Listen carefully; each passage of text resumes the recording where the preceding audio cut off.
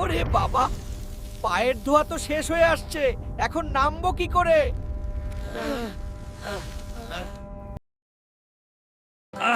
আজ যা সমুচা খাবো না পাতলু, মনে হচ্ছে এক নিমেষেই সব উড়িয়ে দেবো। আস্তে মোটু, আগে খাওয়ার চাটনি তো খুঁজে নাও। খাসিটারাম, এই রকেট ফুয়েলটা একদম লাল সসের মতো হয়েছে না? হ্যাঁ ডাক্তার, আমার 20 বছরের অভিজ্ঞতা বলছে এটা খুব বিপজ্জনক।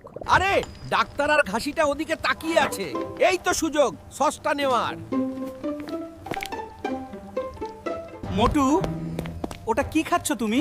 গপাক গপ। কি ঝাল সস, এখন আসবে মজা। আরে মোটু, ওটা খাস না, ওটা খেলে তুই রকেট হয়ে যাবি। মোটু, উই, উই। পাতলু, আমাকে দড়ি দিয়ে টেনে নামাও। ওটা কি কোনো রকেট নাকি মোটু রকেট হয়ে গেল? বস, ওটা তো মোটুই। মাথা ঘুরছে, সবকিছু উল্টে পাল্টে যাচ্ছে কেন? বাপরে, পৃথিবীটা তো একটা বড় লাড্ডুর মতো লাগছে।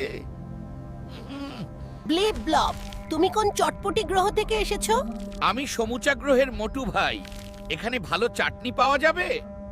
ওরে বাবা, পায়ের ধোয়া তো শেষ হয়ে আসছে, এখন নামবো কি করে? বাঁচাও, আমি তো পৃথিবীর দিকে পড়ে যাচ্ছি পাতলু।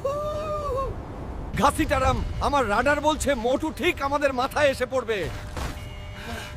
ডাক্তার, পালানোর রাস্তা কোথায়? ডাক্তার, সমুচা বের করো, মোটুকে শান্ত করার এটাই শেষ পথ। আমার যদি পাখা থাকতো পাতলু, আমাকে ধরো। আজ মোটু যখন পড়বে, সোজা আমার জালের ভেতরেই আসবে।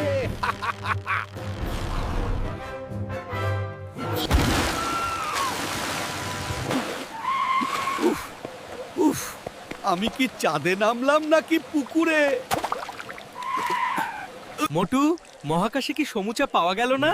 মজা করো না পাতলু, আগে সমুচা দাও। মোটু, আমার দামি রকেট ফুয়েল আর ল্যাবের ছাদের জন্য তোমাকে অনেক টাকা দিতে হবে। পাতলু, আমার মনে হচ্ছে আবার রকেট উড়াল দিচ্ছে, আমি আসছি। আরে মোটু দাঁড়াও, তোমার সমুচা তো এখানেই রয়ে গেল। আমার টাকা দিয়ে যাও মোটু।